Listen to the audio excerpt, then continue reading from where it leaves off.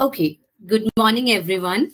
Thank you so much for joining the Career Awareness webinar on Architect being hosted by the Dreamcatchers. And I see some familiar names and some new names. So let me take this opportunity to introduce myself. I am Surbi Kumar, and I am the founder of the Dreamcatchers. I'll also talk about little bit about our firm just to give you some context that why we are even hosting this session. So we are an education consulting firm and we are based out of Mumbai. We have a mission to assist students in realizing their dream of obtaining quality and best fit education. Now you would wonder, how do we do that?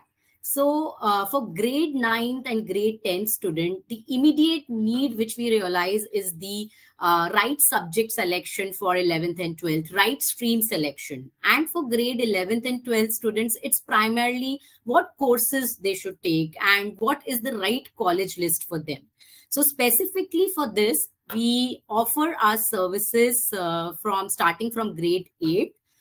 We start with something which is called as a psychometric assessment test, wherein we assess the students' aptitude, their work interest area, and to an extent their personality traits. On the basis of these three dimensions, a detailed career fitment report gets generated. And it's just a quantitative report. It's a starting point for us. But utilizing that report, we get into an individualized and personalized counseling with the student, as well as wherever needed, we involve the family, like the parents as well. Now, depending upon the discussions, we get into providing the right career options, or rather the career options which are best aligned to that student. And wherever needed, we get into like detailed action plan creation, as well as giving them a window around what is the right educational pathway and a right career pathway for the career options which are shortlisted for them. Now, besides this, we also provide our services in the higher education admission guidance space, both for overseas and Indian universities, both at the undergrad and postgrad level. Now, particularly if I talk about services in that space, we do profile assessment, then profile elevation and building. If someone is looking for overseas universities, we also help in the shortlisting in terms of country or study abroad destination they should target, course shortlisting, and the most important thing is the best fit college mapping. We also provide our services in terms of letter of recommendation or LOR guidance if their recommenders need some guidance. Statement of purpose or essay writing guidance and handholding with the student, scholarship guidance, interview preparation wherever it is needed, and even visa guidance as well. So I hope it gives you some context about our firm, the Dreamcatchers. Now, given all of you have come here, joined us today to get a better understanding of a profession of an architect. So I just wanted to start with a quiz. So you do see a statement on your screen. I just want you to start putting your responses in the chat box or Q&A box. Do you agree with this statement or you disagree?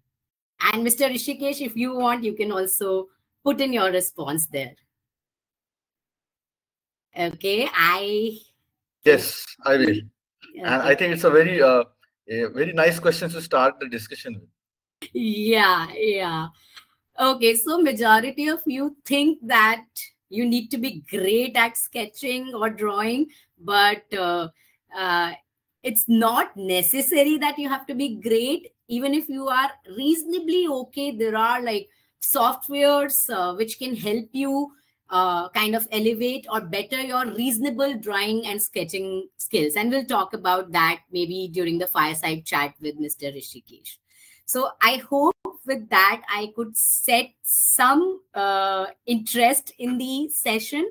And now next, I'll just talk briefly about architecture so that we set the tone for the fireside chat itself.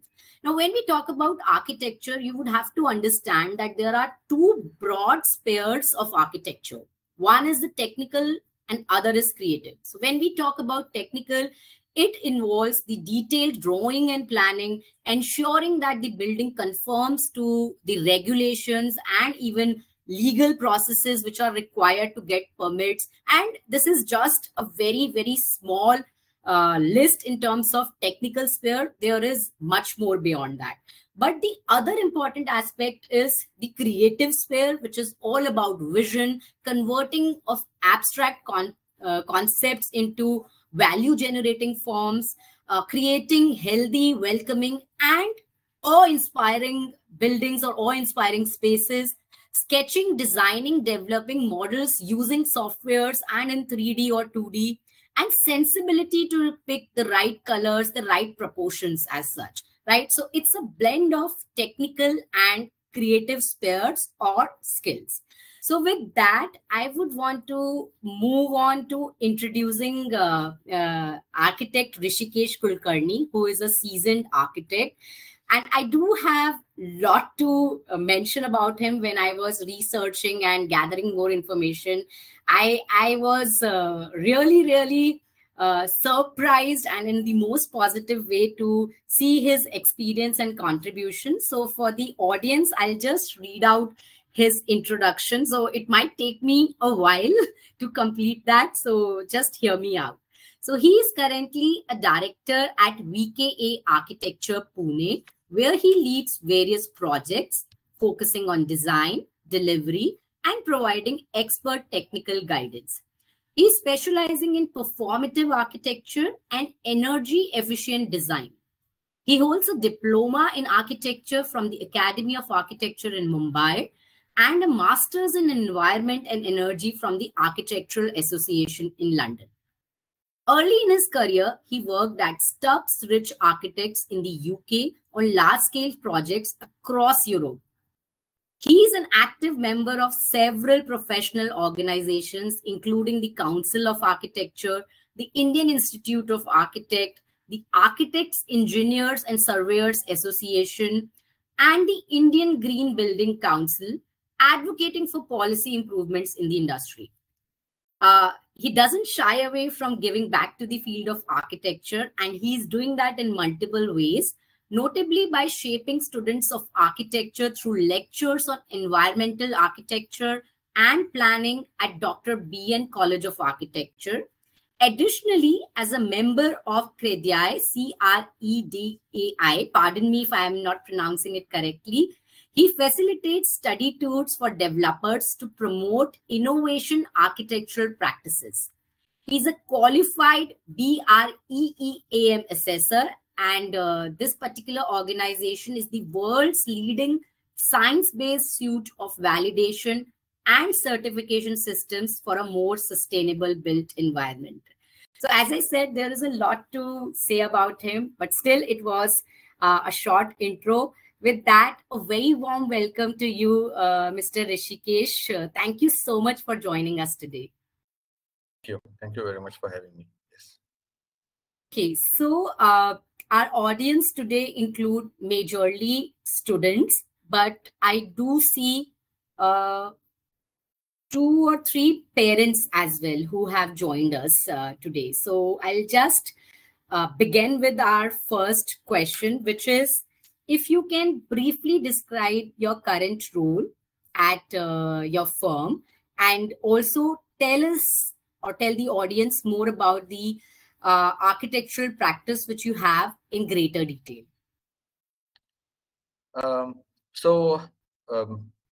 Good morning, everyone. And again, Surbhi, thank you very much for having me be a part of this webinar.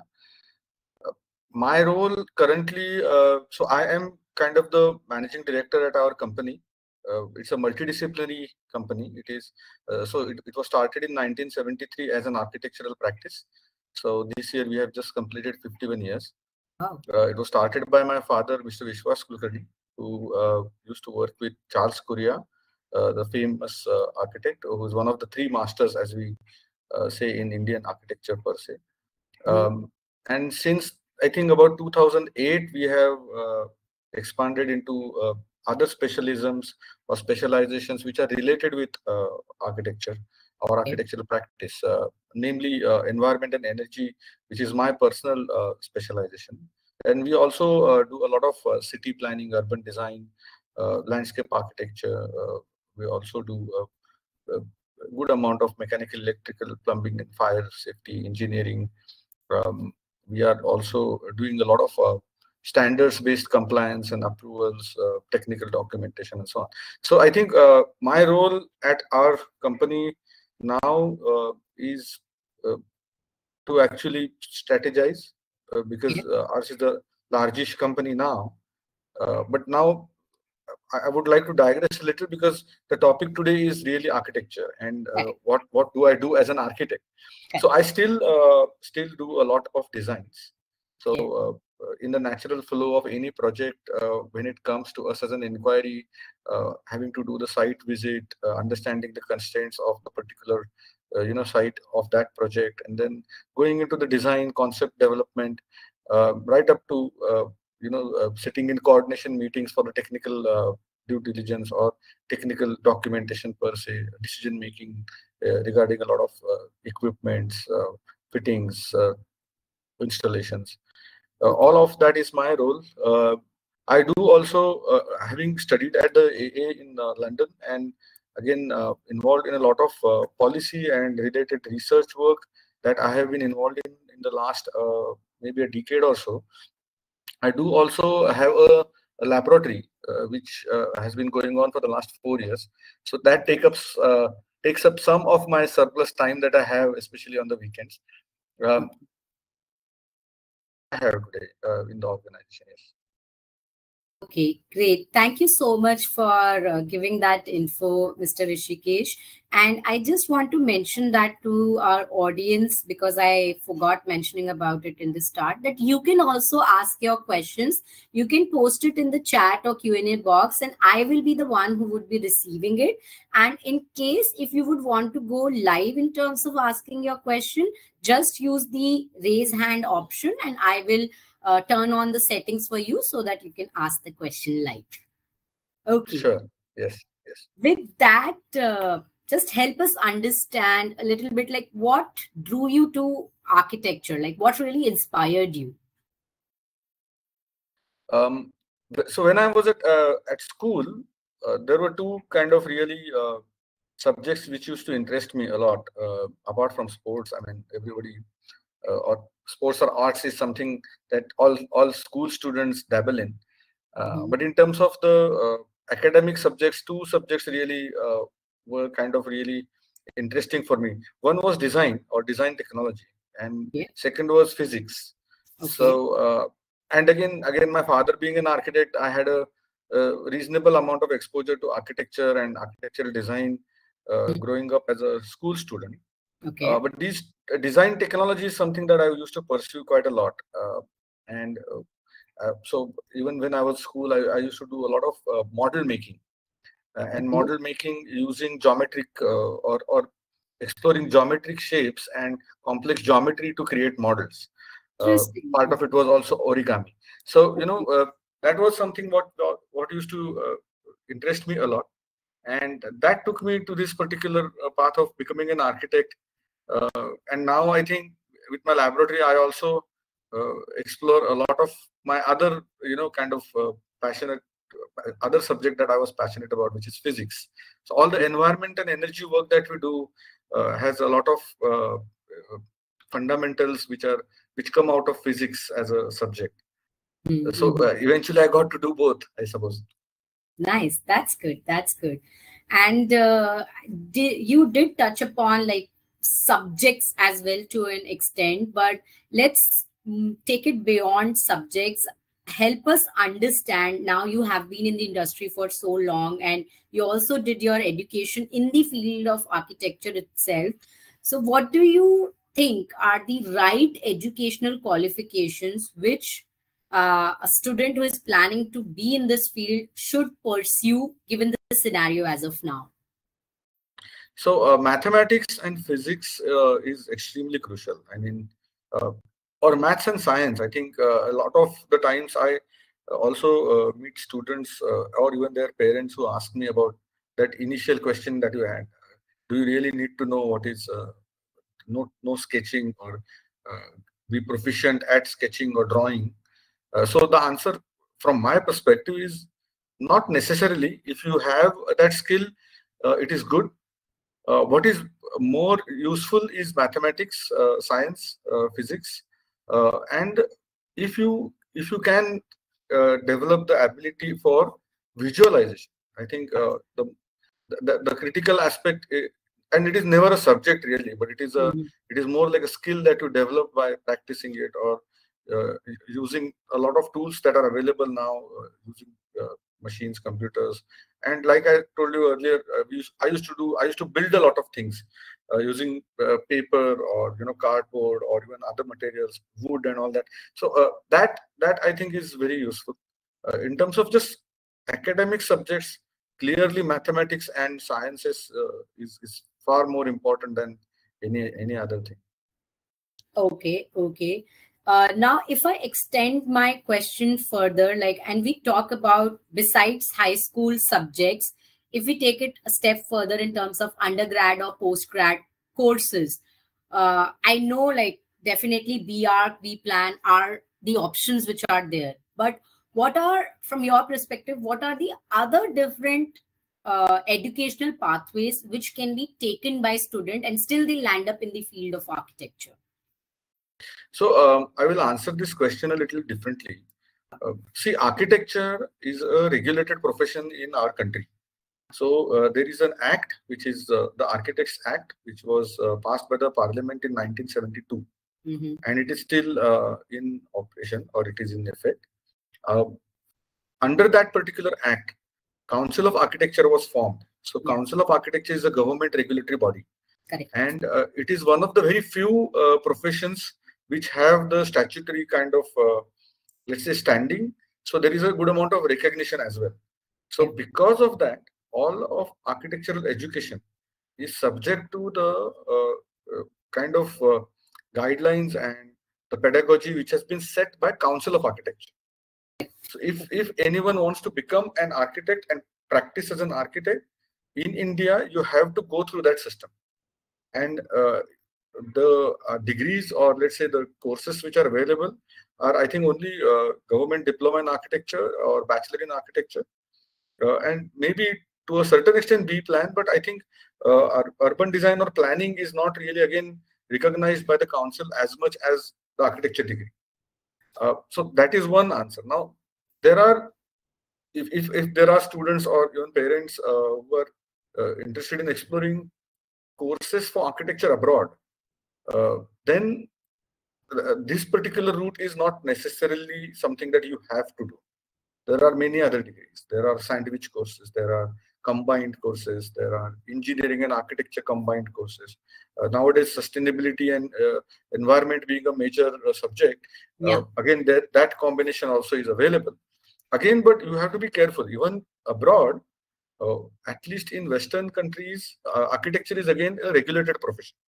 So where I studied in London, Architects Registration Board is there, and you have to complete part 1, part 2, and part 3. Only then you can practice as an architect. So I had to do that when I was in the UK. And again, when you go for courses, select courses, you need to be careful about what it will give you as a qualification. So some courses, let's say in the UK, there is a 3-year bachelor's degree, but that will give you ARB part 1 qualification. Then you do like a 1-year master's, or sometimes it is an 18-month master's. Then it will give you a part 2 qualification, and part 3 has to come from experience really. So things like that. But like I said, as it is a regulated profession, it is important to go through the details as to where does the degree lead to. Yeah.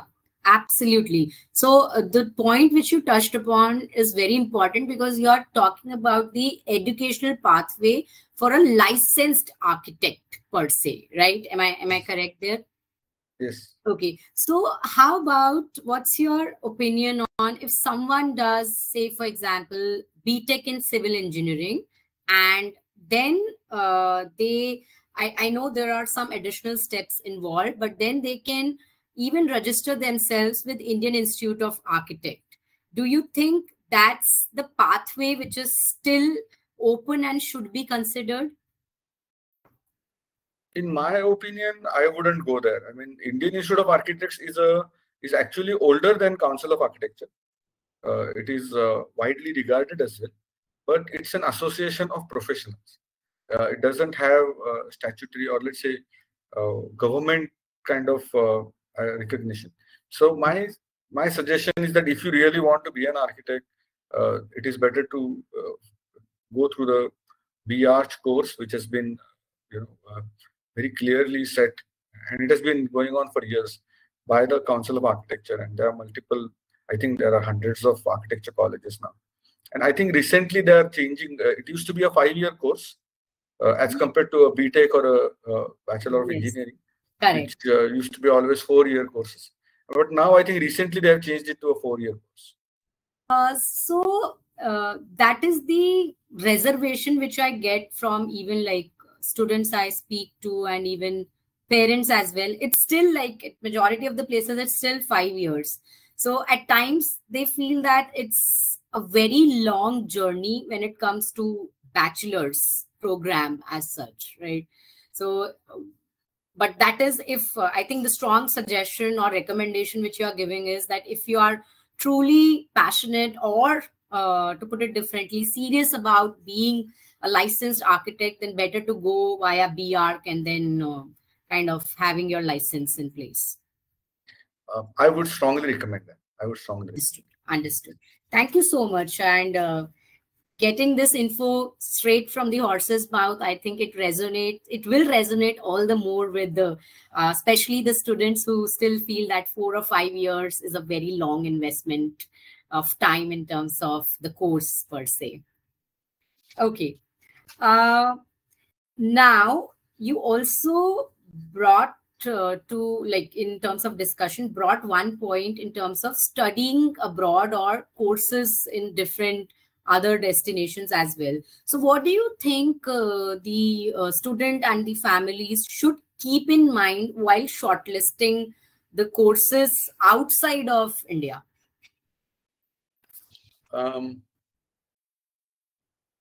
So again, I will answer this question slightly differently. Sure. So when I wanted to do my master's or even before that my undergrad, my father was an architect, so we used to have these discussions, right? Naturally in the house.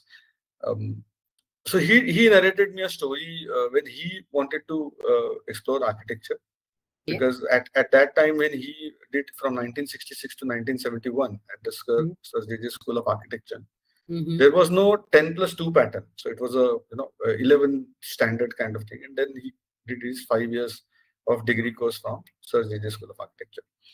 So so the question really is in architecture. So architecture is not about just buildings. It is about buildings in cities mostly. Okay. So small houses or houses in villages and in rural areas it is still buildings, and it is still kind of interesting, but majority part of architecture is to do with buildings which are there in cities. So the key question to ask is also, which city do you want to study architecture? So one is the core, but I would like to really touch upon this aspect, that this question is very, very important. So even when I wanted to do architecture, and we are Pune based, his office was in Pune, so he always told me, don't even apply to any colleges in Pune. And this was in 1996. So he said, if you want to really learn architecture, one has to be in a city like Mumbai or Delhi, where you see the city growing up. Things have obviously changed substantially since 1996, and then there are many, many cities. I think at least another 8 to 10 cities in India where even the cities are developing, growing. We always say that neo-urbanism is a major kind of subject that we discuss at conferences and stuff. So which city do you want to is very important. Now the answer to your question, where if somebody is exploring abroad, again the course is important, but more than the course, where is the course? So Singapore is a city, if you are exploring National University of Singapore or Panjing Technology University or something they have, I think, over there, would be interesting. Why? Because as a city, it's a fantastic city to be just be in the city, live in the city over the duration of the course, because that itself teaches you a lot about architecture, urban design, planning. Similarly, I think London is always, I always consider it to be the center of architecture as a profession in the world. US also, I wouldn't say you go to the US universities and then study in a university which is far removed from a city. Okay. Not like a countryside kind of thing, because there are certain universities which are outside the city. They have campuses which are not in the middle of the city. So I wouldn't recommend that. So that question is also important in terms of subjects and, or let's say, research level explorations which are going on across the world. European universities have a very different outlook towards architecture and urban design. It is more people centric. Okay. It is about people. For them, everything is about people. So even the buildings, the footpaths, the roads, the internal spaces in buildings are all designed with the human scale in mind.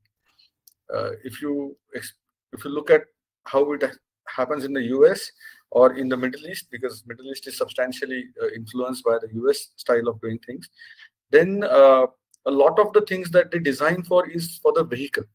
Because the city is large, and then I mean, you must have heard stories about jaywalking and all that, where really you don't want to even walk on streets.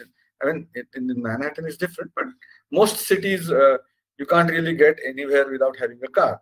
So for them, the size, the proportion is always dependent on all those things. The width of the roads, the sizes of buildings, internal spaces of the buildings are all kind of large. And again, also the distance between buildings is also substantially more, and so on. So these are kind of aspects where you can decide where you want to go and explore and learn architecture from.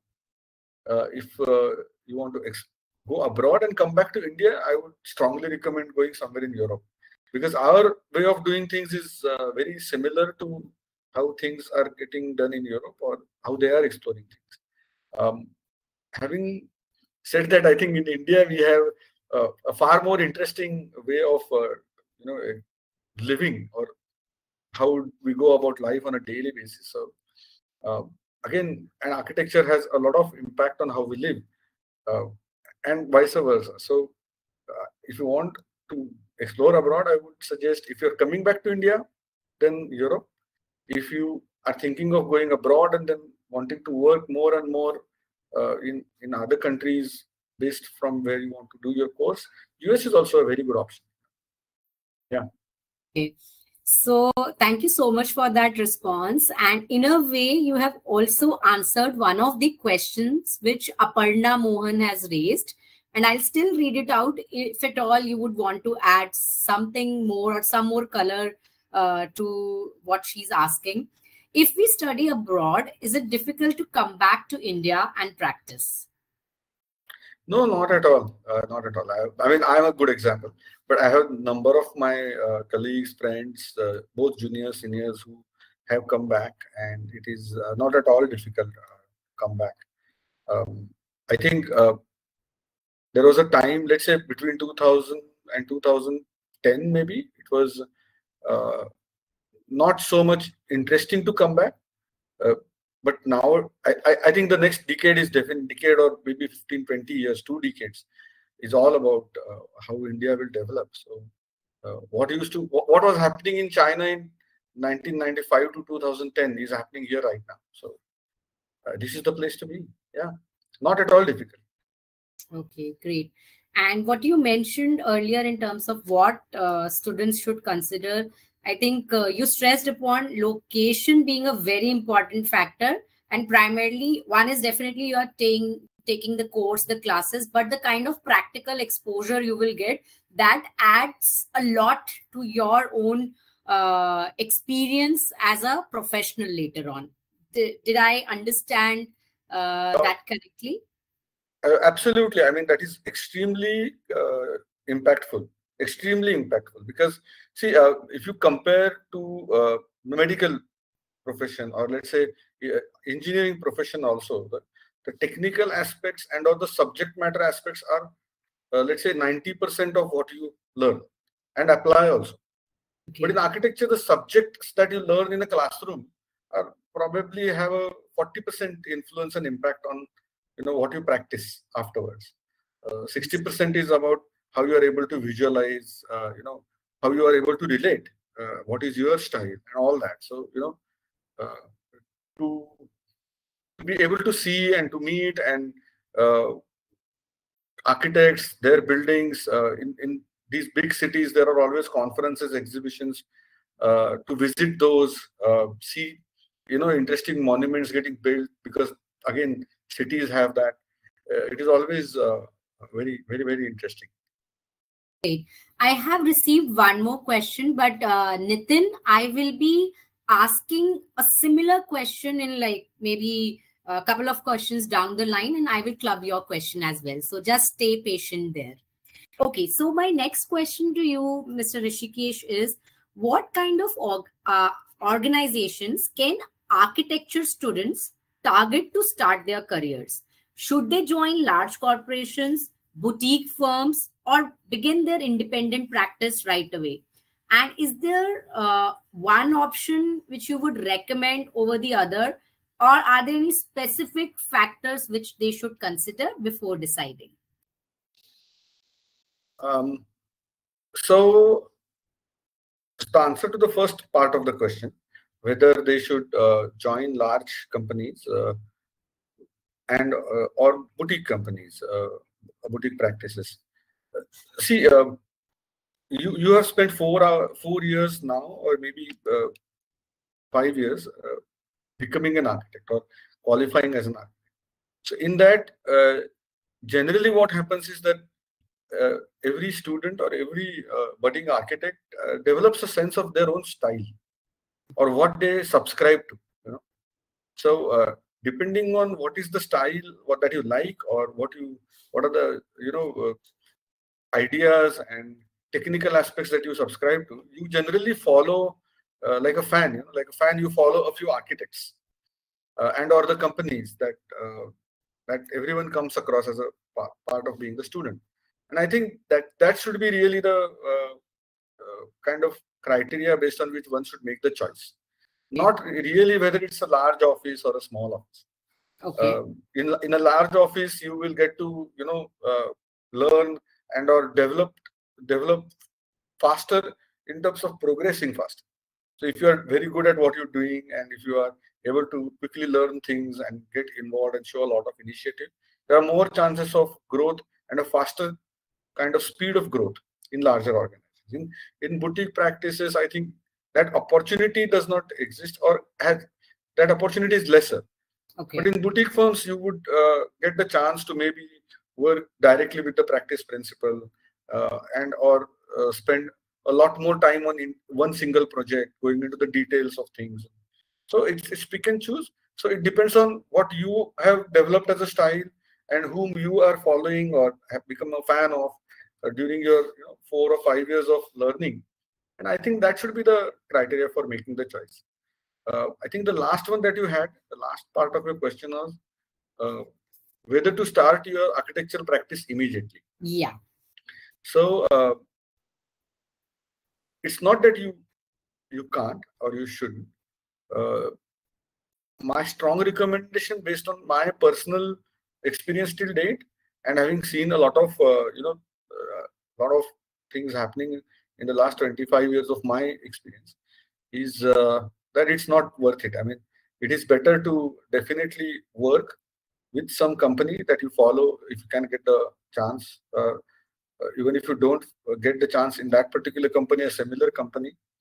See, it also lets you learn as to what you are going to really like, and like in the sense to explore something which you would love to do for the rest of your career.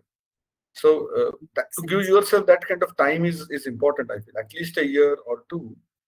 Even before going for further studies, I always suggest, I personally spent 2 years, suggest to explore, like for a year and a half or 2 years, as to what is it that really interests you, and enough for you to spend more time, energy to learn more, like further studies, and then kind of commit yourself as a career option in that particular aspect of our practice, architectural practice. Indeed, great point. Now, I think it would also help the audience to get an understanding of, especially like when one starts their career as an architect, what is their typical day or week like? I know now you have moved more on the management or strategy side of things, but given you would be hiring or having a lot of architects and you also started your journey like that, what do you have in terms of inputs, in terms of the day or the week? How does that look like for an architect? So when you pass out as a student and immediately get a job somewhere or start working on any kind of project, it is mostly about producing drawings. So at the beginning, it is mostly about producing drawings, and then we have different kinds of drawings. So on any project, we initially have concept drawings. They are more for visualization purpose, and it has more of the sketching and or coloring, presentation kind of work. Then we move on to creating drawings which are required for seeking approvals, which we call as submission drawings. And then as the project goes forward towards construction, we need to do technical drawings, or what we call as good for construction drawings, which are used for actual construction on the site. I think initially, at least for a couple of years, this is what architects should look forward to getting involved in. A typical day is always about, starting your day is always with the kind of task at hand, which is some kind of drawing that you are already doing, which you are supposed to complete, or some other new drawing requirement comes up and piles up on your table. Things have changed. Things have substantially changed in the last maybe 5-6 years, where even students who have just joined the profession also become a part of what we call as workshop-based work. So earlier it never used to happen, but the design development, especially in large companies, happens through collaborative working. So when my father started practice, or even let's say early 2000s, it was always that the practice principal used to do a design, and everybody else working for that particular person used to develop the concept and the design. Okay. It's no more the case in our company, for example. It's never the case anymore. So very rarely, but in larger practices, frequently so. Juniors who just joined the profession also get a chance to be a part of these kind of workshops where some amount of brainstorming happens, sketching and development of ideas, model making, all that happens. But having said that, I don't want to give the wrong kind of a picture. It is still, most juniors will still be doing drawings, at least for the first couple of years. Great. I think our whole purpose of inviting any industry professional when we talk about a specific career is so that they get the most authentic insights, nothing sugar-coated, because that will help them take an informed career call as well, right? So thank you so much for providing those authentic inputs. With that, let me move on to my next question. Now, we touched upon the large organization and boutique firms, but help us understand what could be someone's career trajectory if they join a large organization, right? So maybe they join as a junior architect. I don't know. How does they advance in their career? So the major difference between large organizations or companies and boutique firms is that is what we call as teamwork basis systems. In a large organization, it is always about teams, and in a boutique firm, it is always about departments. So in a boutique firm, you would have a department which would do, like I said earlier, good for construction drawing, another team which will do only designs, another team which will do only approval drawing, and so on. In a largish organization, you will have a team, and the team will have maybe 4 or 5 people doing everything. So the chance for vertical progression, which means from a junior to a senior kind of team leader role, or leading 2 teams even,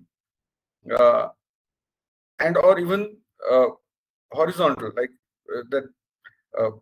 So going from smaller level of number of people to bigger number, and also in terms of seniority, both these things are available or available as opportunities in larger organizations. In a boutique firm, it sometimes becomes very difficult, because if you get proficient at doing one kind of thing, then you will just end up doing more of the same kind of thing. But it's a give and take thing. Sometimes that is good, sometimes this is not so good. So, but that's the main key difference, that you get to work within teams who deliver the project within a team. Whereas in boutique firms, it is mostly to do with teams which specialize in doing certain tasks of the architecture practice. Understood. And Mr. Rishikesh, I have been bombarded with a lot of questions. So Aparna, Yes. Nitin, Soumya, they have shooted a lot of questions. So let me pause on mine and let me pick theirs. And couple of those, like, I think those are like straight answers, but still let's hear it from you. Can a student enter in architecture stream by taking commerce in 11th and 12th? No. Quick answer. So the route to get into architecture is through an exam called as NATA. Please kind of go through the details. It's available on the Council of Architects website. And again, NATA, I think, has its own kind of a microsite as well. So it's an entrance examination like CET, or for IIT, there is JEE or something similar. And you require to take the PCM, physics, chemistry, mathematics. Whether you take geography or biology is a different thing, but you do require these sciences and mathematics. So you can't get into architecture if you've done commerce or arts. You have to do the science stream. Yeah, totally. So to be a licensed architect, as you have also mentioned the exam. So thank you so much for that. So I hope, Nitin, you got your answer. Let me take Aparna's question now. Is internship at any architecture firm at age 14, 15 a good idea to get a sense of the profession? Definitely. I mean, if any student gets a chance to work in any company, any architectural practice, first of all, it is just fantastically interesting. I mean, to spend that time to get that chance is itself kind of rewarding. It does give a great inkling of what happens in an architect's office. So one should definitely get into it if they get the chance. Yeah, and I would just want to add one thing. It is not only with the profession of architect as such. If you can, maybe for a lack of a better word, test drive a career through internship or something, why not? It will give you a real taste of things, and you would get to know whether you like the flavor or not before eating the entire dish, right? So maybe you can think of it from that perspective. Okay. While we are on that question, I will also just quickly give some additional information. Sure. As a part of the course, the degree course of architecture, in 4th year or 5th year, depending on which institution you are in, half a year, so one term, you always spend in an architect's office as a professional intern. And it is a part of the curriculum and the course. And what you do in the office is also monitored, and there is a kind of a experience book that they need to fill up. So it is a good thing that as a part of our course itself, that internship and let's say experience in an architect's office is mandatory. So every student goes through this. Yeah, I think during the coursework, internship is actually baked into it. And I think Aparna was looking more for inputs in terms of before enrolling into a formal course. And that's why I think she particularly mentioned the age bracket. But yeah, she has conveyed her thanks to you, Mr. Rishikesh, for the response. Now let me combine Nitin's question and Soumya's question. So Nitin's question is, what skills student can develop before applying in colleges so that colleges prefer the student? Okay. And Soumya's question is the entry criteria only the entrance exam score or anything more? and we have the answers to that, but let's hear it from you, Mr. Hrishikesh. So in terms of the skills, like I said earlier, visualization is a very important skill somebody can develop. And being able to build things based on visualization techniques is something that architecture colleges will always prefer to see. Second part of your question, exam. So it is always the examination and results of NATA as an exam, and the examination that you go through for your 10+2, that is 12th standard. I think, and there is like a combination of the two scores, and then they will give a ranking based on which you will have to. I think every state has a slightly different kind of way of finalizing the rankings and all. But the greater focus or stress is on the results of the NATA exam, the entrance exam.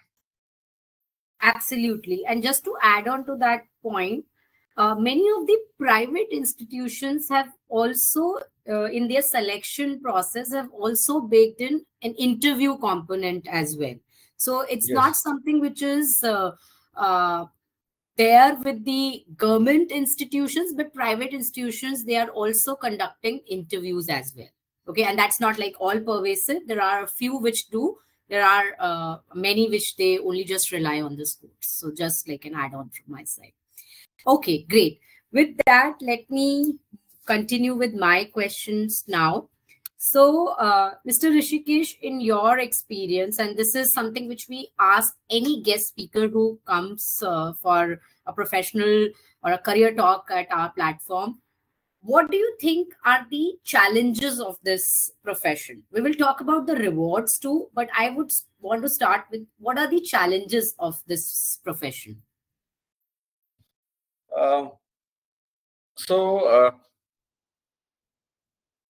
See, there is a lot of hard work involved. I think that is the biggest challenge because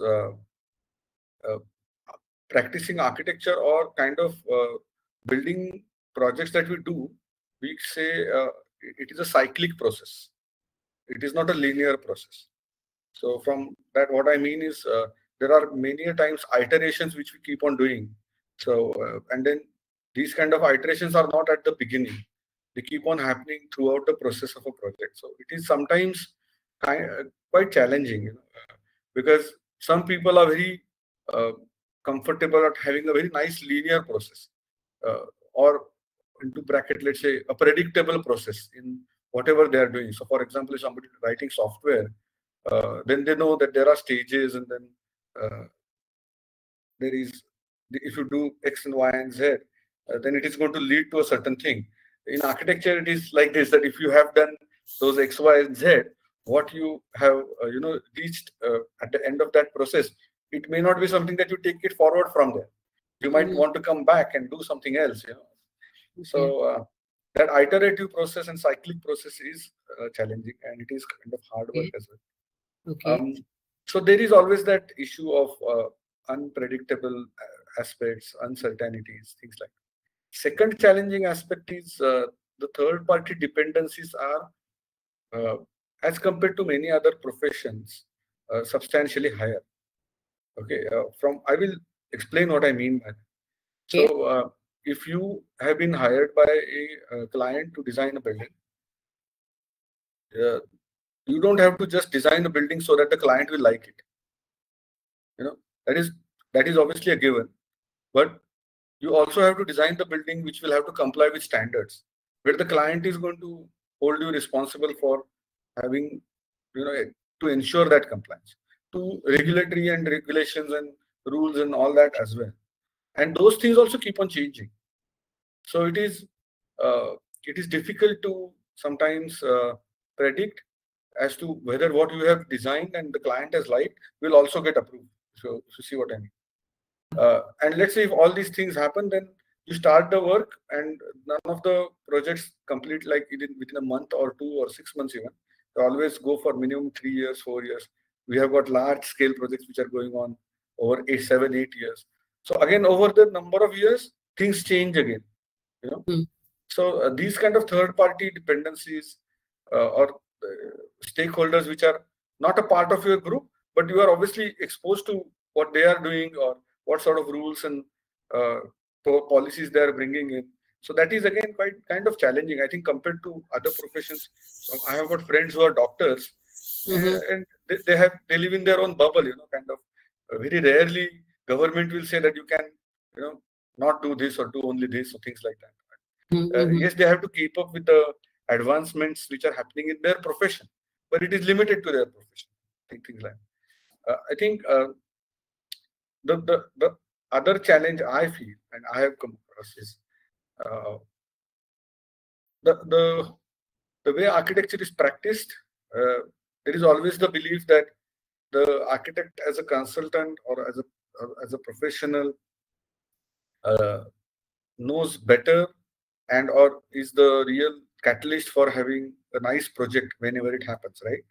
But I personally believe that it is not the case. I feel it is important to have a very good client, a project proponent who would be committed to, creating your idea or creating the idea that you and the client have worked out together. And that is again kind of challenging. So to get a good client, it is like, saying that you want a good boss, and there is no such thing, right? So that again sometimes is kind of challenging and disturbing. But yeah, these are the challenges that our profession faces. But again, that also makes it more interesting. It is the flip side of that is that whenever something really nice happens, it is far more satisfying, rewarding, and then every time you are doing something from scratch. So like one project you end, the next project you start is something new, right? So the even though it is starting something from scratch is a challenge, but it is also novel. The novelty itself, the variety that we work with on a daily basis is rewarding in many ways. Understood. And I have again received a lot of questions. Aparna, I see questions from you, Nitin from you as well, Tina from you too. So yeah, I will ask those. Allow me a couple of minutes, because now I'm going to ask one question which is on the rewards and which will include, Nitin, your earlier question as well. Okay, so can you share some of the rewards of the profession? Specifically, how rewarding can it be financially? So what kind of remuneration or earnings one can expect? And that was the question from my side. And Nitin is little more specific here. What he's trying to ask is, what is the salary scale of 5+ years experienced person in India and outside? So as a architect who would work in a smaller company, it is not at all rewarding. So I can be kind of candid about that.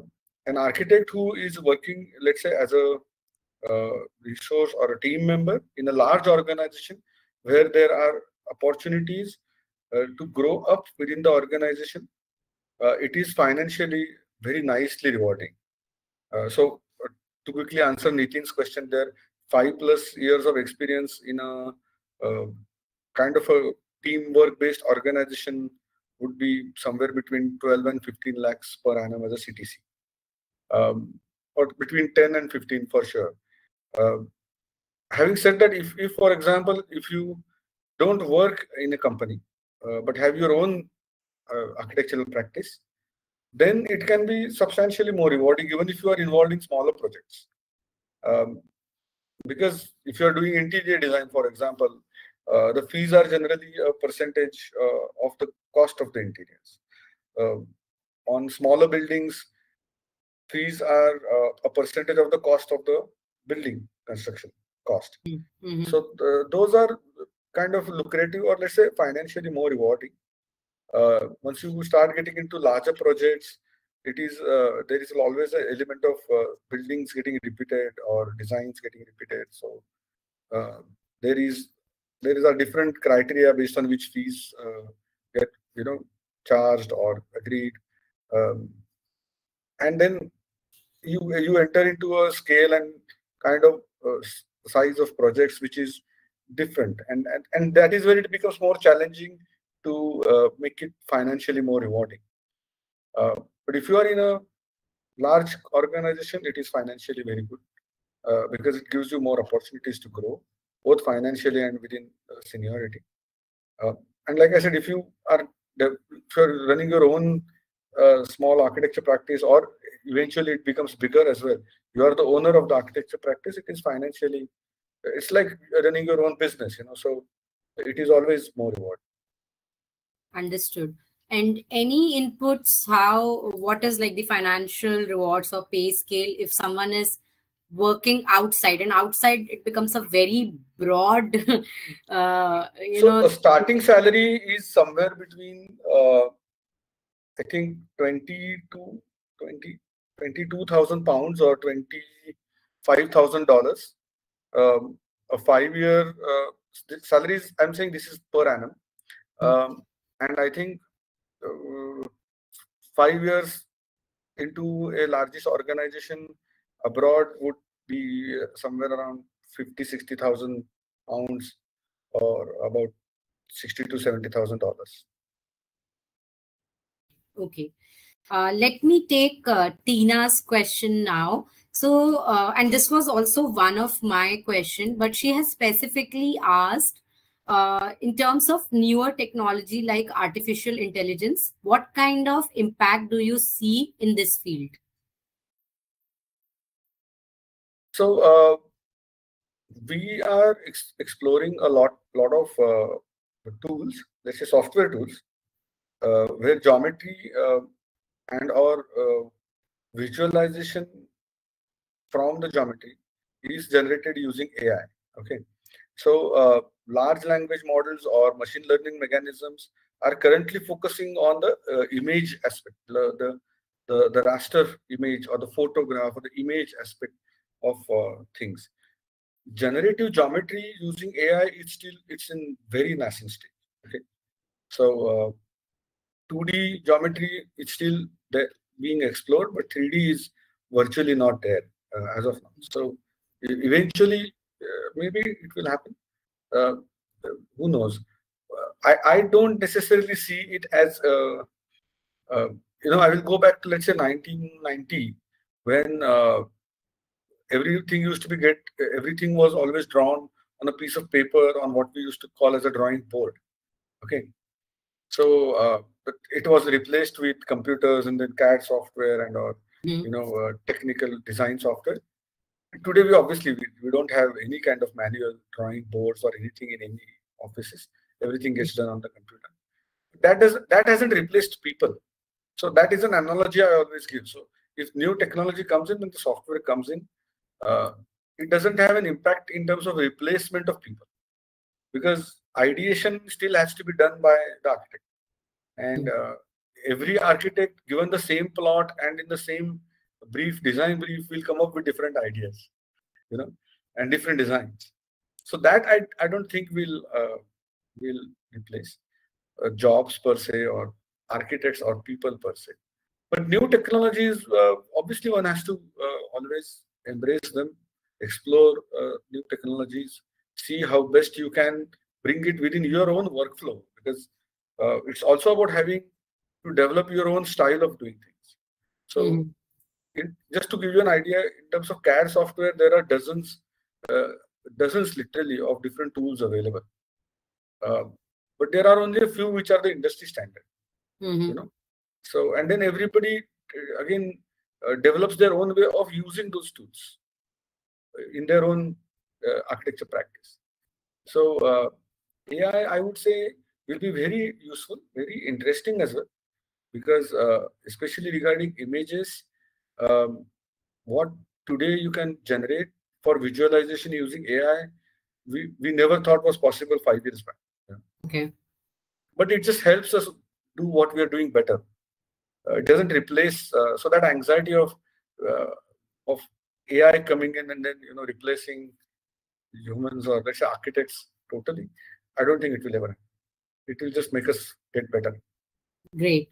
So you see it as more of a facilitator than like a threat to the job per se. Definitely. Great. I know we are at 12:30, but would it be okay if we continue for a couple of more minutes, Mr. Rishikesh? Unless, like, Very much. okay, No, because not a problem. yeah, and for our audience as well, I do see some like curriculum, high school curriculum specific questions from Aparna and Nite. Okay, I'll try to take that, but let me go back to one of the earlier questions, which is asked by again Nitin, and I'm happy to see a very active audience today. And I think it's a follow-up question to what you really mentioned. So he's asking how to develop visualization skills. How can it be proved to colleges that we have good skills, colleges that do not take interviews? It is not about proving, because I think part of the course of architecture is that you get to learn that. But like Aparna was asking that earlier question, at age 14, 15, if somebody gets a chance to work over the summer holidays in an architect's office, it just gives you an insider's view, right? So developing the visualization skill is like that. It is about being able to look at different objects and then keep the object out of your sight and draw it, because or develop it on the computer using cloud-based tools, or to decipher the geometry of how it was looking when you looked at it without it being in front of you. That gives you a very nice skill to develop as visualization. Another aspect is, if you have designed something, to be able to draw comes out of visualization only. So if you want to prove to somebody in the case of an interview, it will have to be done by using the language for drawing, or of creating an actual model using paper or cardboard or something like that. So that these are the tools which help you to develop that skill of visualization. And to add on to it, I have come across students as well, and not like design, who are just considering design. They create their portfolios in the form of 2D or 3D models as well, and kind of send that as an additional information through like pictures or so, if there is a possibility to do so as well. So that's some what people do. For undergrad, it's not necessary, honestly. Yeah. But some people do. Some students have been like one step ahead to really present that as well. I mean, I think in international schools, in I think IB, if some students are doing IB, they have a subject for called as design technology, where they work in workshops equipped with tools and laser cutters and CNC machines, and they actually build stuff. Then they take now to build stuff, you need to do a scale drawing of it, right? So unless you have done a scale drawing, you can't really build something. So depends on which school you are from and what sort of passion you have about doing things. Some people do, yes. Yeah, and I'm glad that you touched upon the international curriculum, because I'll take Aparna's question and Nite's question. Sorry if I'm not pronouncing that name correctly. So Nite is asking, should we go for Cambridge or IBDP if we want to do architecture? So that is his question. Now I'll ask Aparna's question as well, and it's like a longer one, but she is specifically asking for her daughter. Okay, my daughter is in IGCSE of Cambridge, planning to do IBDP in 11th, 12th. IBDP is a very rigorous program which might not leave any time for the child to prepare for NATA. Does it matter which board, like ICSC, State Board, or IB, the child is coming from in terms of skill or curriculum suited for architecture? So basically, which board should she choose for 11th and 12th in case she plans to take architecture later on? So answer to the first question is, NATA is difficult. So I think like JEE, a lot of students actually enroll themselves into classes or tuitions to prepare for NATA. Okay, so if they want to seriously get into a very good school or something, they will have to do it. And so I think, have I answered Nitay's question correctly? Yes, you have. I think we maybe if you can put it from a perspective. His question was about Cambridge, right? Cambridge or IBDP, but I think there are two aspects to it, and we can cover Aparna's question. So the second question that Aparna had. So I will tell you my view about it. So there might be some other views about it. My view about that is very clear.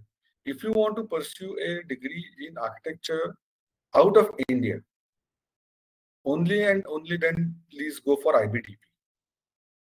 Because then you get an advantage of not having to give SAT in many, or SAT in many colleges abroad or universities abroad. In India, the system and the course of architecture, like I said, is totally controlled by the Council of Architecture.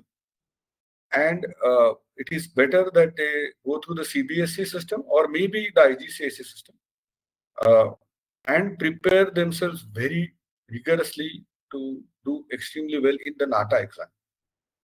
So if you are pursuing architecture in India, I would suggest not to bother with IBDP at all. But if you are pursuing IBDP, do it with a clear view that you will want to pursue architecture course out of the country, in other countries. Yeah, and to an extent, I second that, because if you are doing an international curriculum and thinking of sitting for exams like NATA or IIT JEE paper 2, it is lot of load on the student. There are students who are doing it, but it is a lot for them to manage. So it may vary student to student as well, but they will have to be like taking two things at the same time. So it's not everyone's cup of tea, and I would say rather it's not majority's cup of tea. There are very rare students who want to keep their India options as well as out of India options open when it comes to architecture, and they have taken international board and giving the Indian competitive architecture exams as well. So it becomes too much to handle. That's the realistic scenario. So part of the question, I think you have answered Aparna's question. For any student, I would say, for any student to do IBDP and to score, because if you are doing IBDP, you need to score more than 34, to get into any good architecture program anywhere in the world, and to also simultaneously prepare themselves for NATA if they are going to keep the option open for Indian College of Architecture. I wouldn't do it. I wouldn't have gone there at all. I mean, I would not ever do it for my children. So yeah, answer is kind of straightforward. Yeah, it takes a lot out of the student, and at times like we have to keep in mind their like mental strength and mental health as well, to be honest. Sure. Okay, with that, I think we can come to the close of the session. I think I have taken all questions from my end, as well as let me just check if I haven't missed out on anything. No, I think I have covered everyone's questions, but yeah, if you have a follow-up, just do send it to us. We'll try to get back to you there. So once again, thank you so much, Mr. Hrishikesh. I think it was wonderful session. Your responses were too insightful, and of course, like the practical things is what our audience is getting to hear. And I would want to thank our audience as well for all lovely questions, and I think that added a lot to the session. So thank you so much for that. Yes, I think it was nice to have this interaction, and I would like to also share something. So when I wanted to do my master's, so I got lucky in meeting the only Pritzker winning architect of our country, Mr. B.B. Doshi, and I had that discussion with him. My father was also there along with me as a parent. And he told me again something very similar, because at that time he was a visiting professor at Harvard Design School.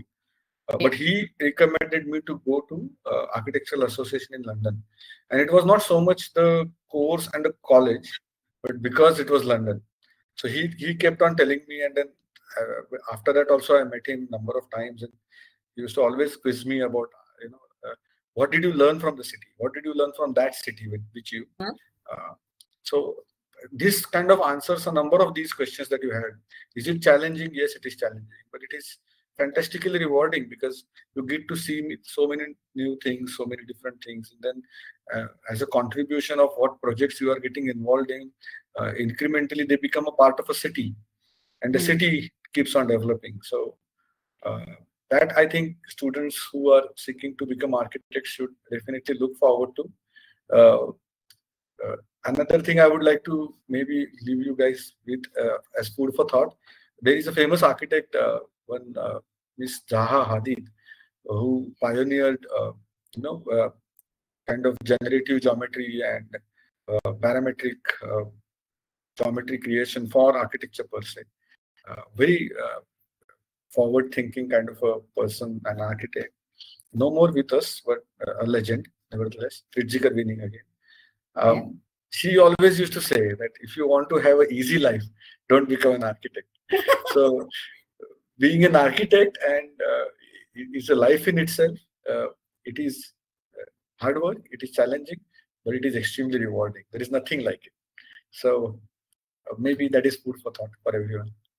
Excellent. I think those were great closing remarks. Thank you so much, Mr. Hrishikesh. I know it was like Sunday afternoon. We took an hour plus from your schedule, but thank you once again. Sure. Welcome. Thank you very much. It was nice being there. Yes. Okay. Okay. So have a good Sunday, rest of the Sunday, everyone, and stay tuned for our next career talk. Thank you. Bye.